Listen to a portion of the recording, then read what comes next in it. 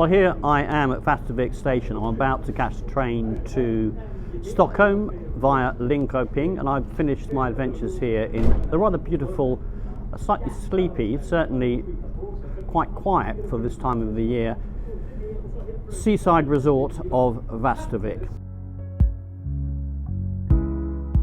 I reflected on the interview I'd had with the newsagent in Västervik, in which he had asked the question, why were we taking such a keen interest in illness and disease now, when there had been other diseases and killers over the years? The newsagent had pointed out all those common illnesses that arose out of simple bad habits that might be far more easily addressed than an invisible virus.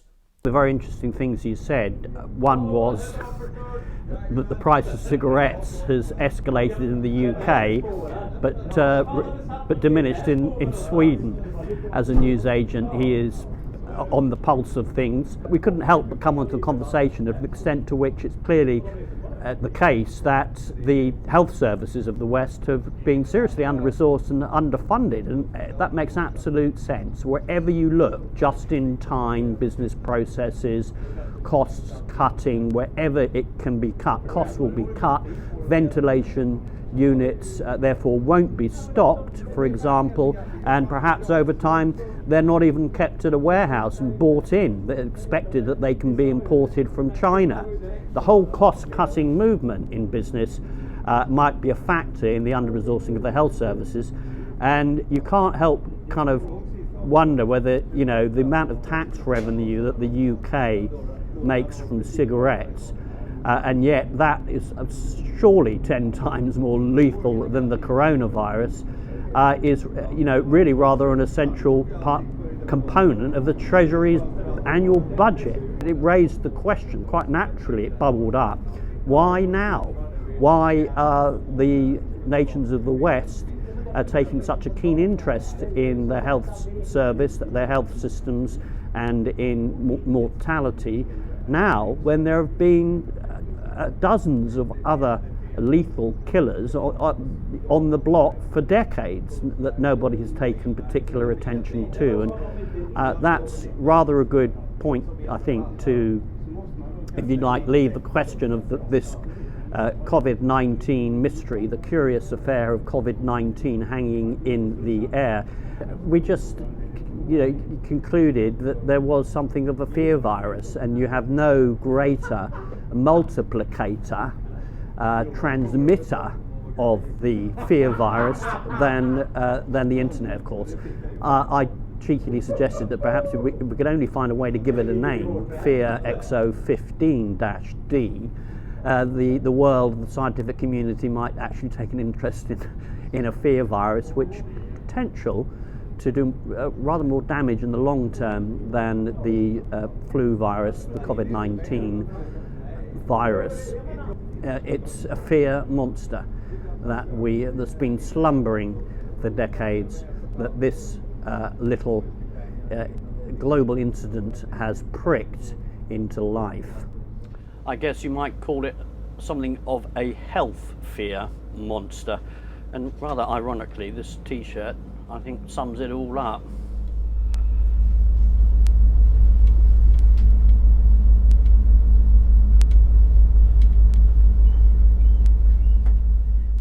We would, however, be right to conclude that this chart is a bit out of date.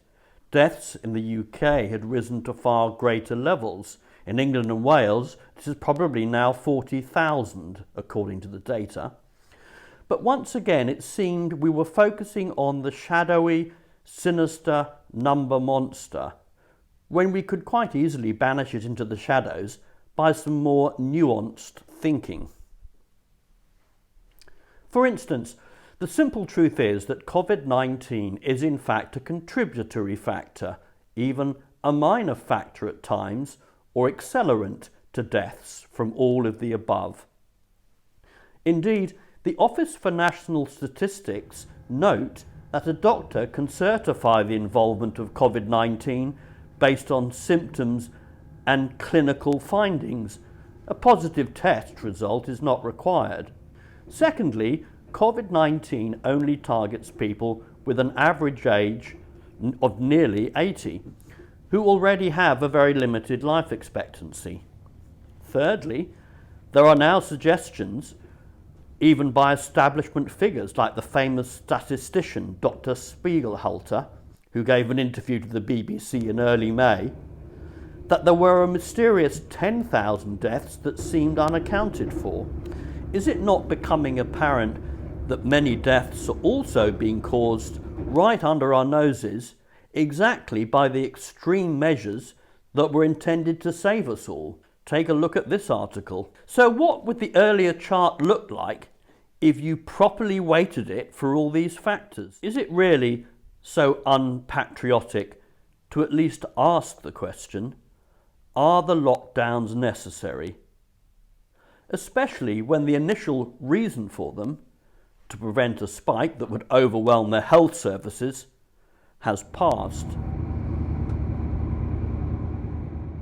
I was beginning to suspect that some sort of crime against the economy and civil liberties had indeed been committed. Logic now said that where there is a crime, there must be a criminal. But who were the chief suspects? Where did the source of the villainy lie? I started to muse idly on the matter as I journeyed up to Stockholm. So you saw that sign there. I'm at Linköping station on the way to Stockholm, and my first reaction was, oh, that's a lot of nonsense. And then I remembered that part of the discipline of producing this vlogumentary is for me to set my prejudice to one side. And when I thought about it, I thought that's a perfectly reasonable course of action. It reminds me of the lady on the way to Västervik in the bus who was being shunned by the other passengers. You know, the government gives guidance, and 90% of the Swedes tend to follow the guidance. And when you think about it, it's perfectly reasonable and proportionate guidance, particularly if you're an old person. Don't get on a train if you're spluttering and coughing and wheezing, because you might have a virus. The other interesting thing is at Linköping station I met with a microbiologist who works at the hospital here next to the one that's dealing with the coronavirus. People are now, but because that we've been told that the hospitals are a petri dish of infection, because we're being told to self-isolate, people, older people are now just not going out and checking into the hospitals when they really need to. And so he corrected me, because I said, well, isn't the reverse true, that people are afraid that they might have it and so are checking themselves in? But that's not necessarily the case in his experience, and he just finished the shift. He's just going on a 4-day holiday. Things aren't crazy busy, but he says that part of the hospital that deals with the coronavirus patients is, pretty busy at the moment.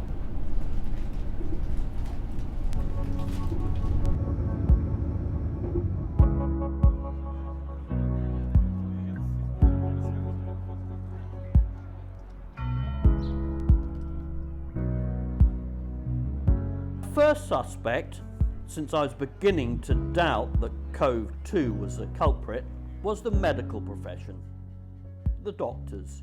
So I'm going to take Dr. Anthony Fauci first, and I would probably say to him that he has made a public statement, a pronouncement.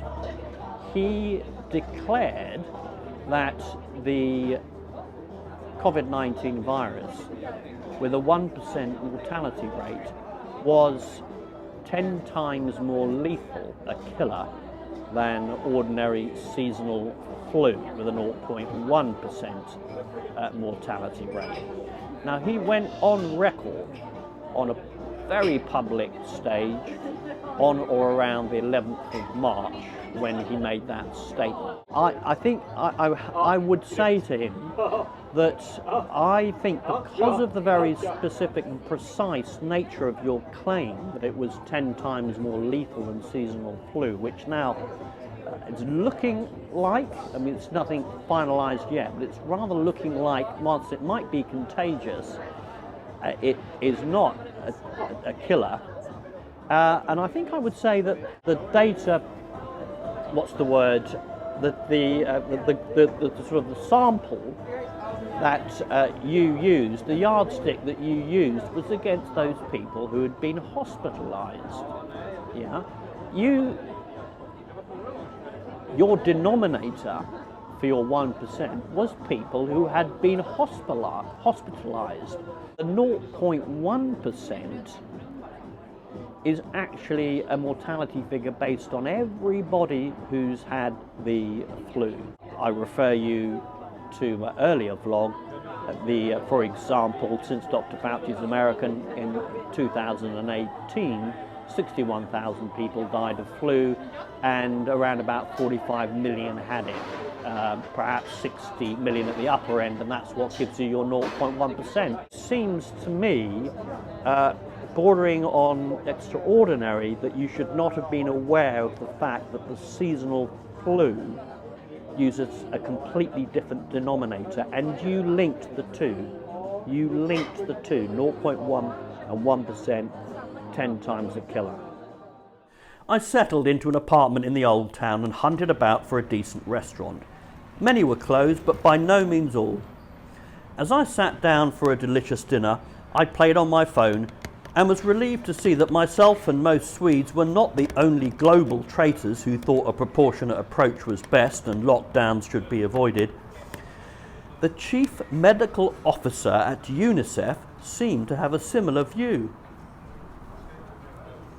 Was imprisoning populations in their homes in slums in India and Pakistan the best way to deal with the pandemic? Whilst I felt that Dr. Fauci and the WHO and all the other medical professionals might be the culprits, I still had a nagging feeling that I had not quite drilled deeply enough into the evidence. And in particular, the context, the setting at the time that Dr. Fauci had made his pronouncements to the House of Representatives. The chap with the tie in the middle is 98. 98? Yeah. And what sort of life does he lead? Does he leave his house? I bet he's not in lockdown. No, well, at the moment they're locked down now. Yeah, there's no production at all. When was the photograph taken?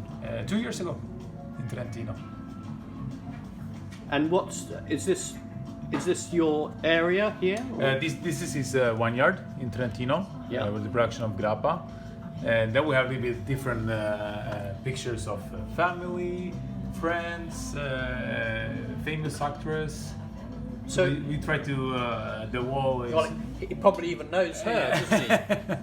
Well, I wouldn't be surprised if he's met her. Well, I wouldn't. I mean, you can see there's my father cheering for Italy during World Cup, and yeah, there's grandmother arrived there in the middle of January, and.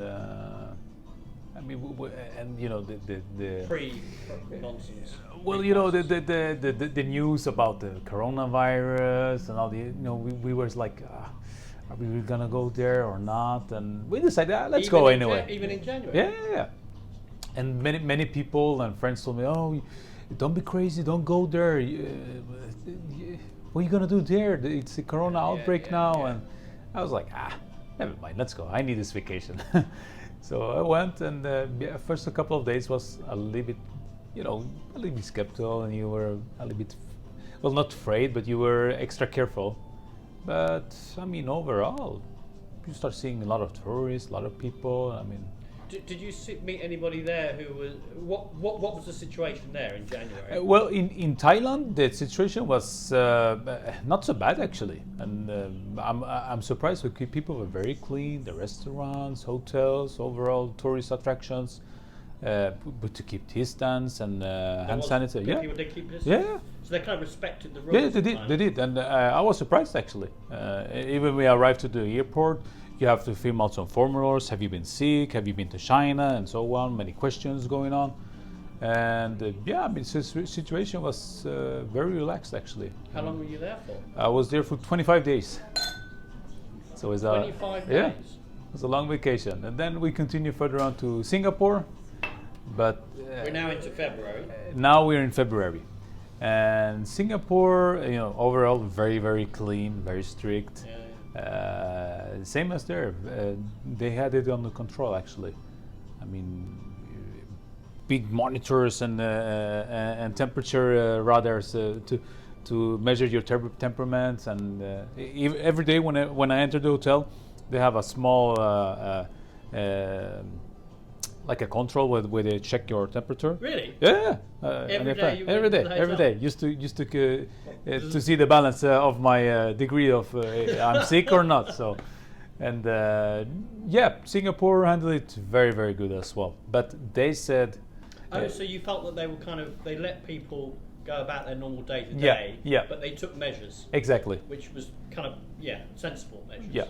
And the only thing comparing to Thailand, in Singapore, I spoke to many locals, restaurants, taxi drivers, and so on. And it was very, very quite quiet in the town because people were working from home. They mentioned that their business has been going down for quite a while, and there's barely no tourists. Okay, so what we're facing today here in Stockholm overall, we could see that in Singapore. I didn't imagine it gonna happen here, but here we are. So when you got back after 25 days, what did you see? How had it changed? Well, first couple of days, barely nothing. I mean, small cases coming up on the news, and it was not so viral and so big about the corona yet. But I mean, after 2 weeks, out of nowhere, like totally shut down. Yeah. People staying home, and we start to notice that things is getting serious, and the first death cases is coming, and then in the mid March we noticed now it's serious.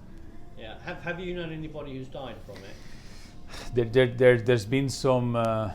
Personal. Well, personal, no, but I know a few friends of their relatives have gone, mostly a bit older, about 60, 70 years old.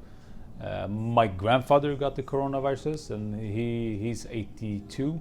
That's scary, isn't it, for an old 82-year-old? And he has asthma problems, really? and a problem from smoking so many years. Oh my God, that's high risk. So did you go to a hospital, or did you well, he had to go to the hospital, and we thought it was.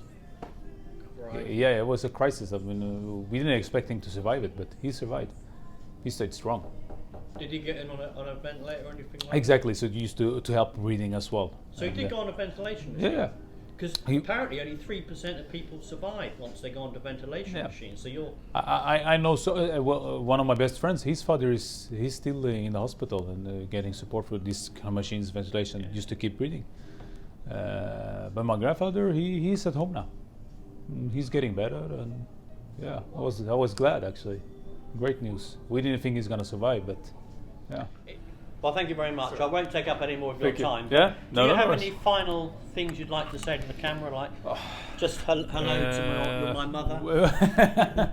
Well, actually, overall, I think this situation with the coronavirus and overall, I mean, it's not only about the money and the economic aspect, but I mean, us as people together, how we stand together and go through this crisis.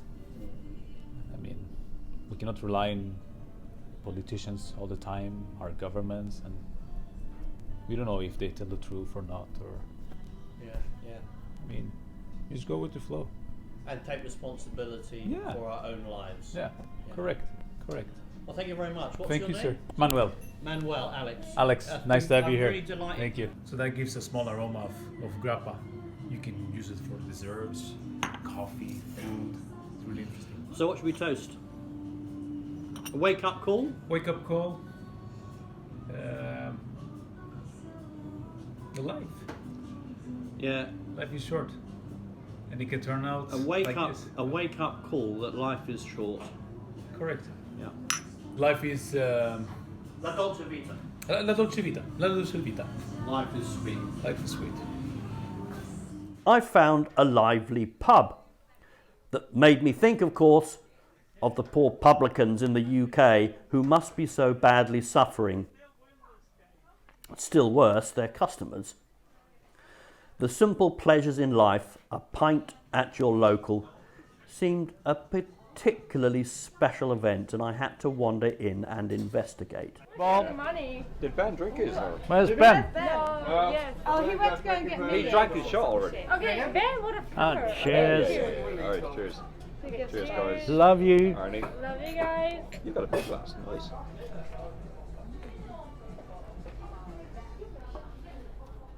The way I look at it is, right, and this is the kind of figure I want to see from the government, coming out going, we know exactly what we're doing, we are doing the right thing, 100% committed, right?